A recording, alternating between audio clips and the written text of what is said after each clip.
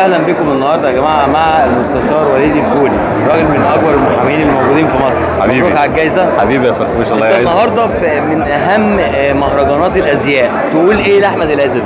لا، اقول لاحمد العزبي ان انت مجمع فئه جميله جدا جدا، والميزه ان هو مش مقتصر على فئه الموضه بس. لا، ده مجمع الدكاتره والمحامين والازياء والميك اب، كل الفئات فعلا.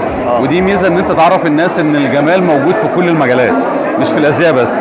عشان كده الحمد لله انا قبلت الدعوه وجيت عشان اتعرف بيكم واتفرفش معاك برضه. حبيبي مبروك التكريم. ربنا يبارك فيك النهارده الله كل الناس النهارده جميله ومبسوطه ان هم موجود في المهرجان، وبجد المهرجان موجود فيه ناس يعني مش قليلين.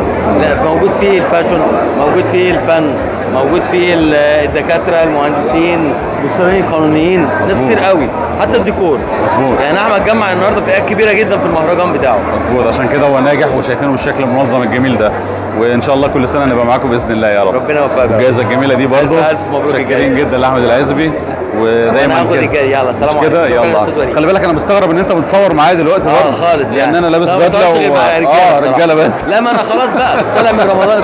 كل سنه طيب. وانت طيب. حبيبي. طيب. حبيبي.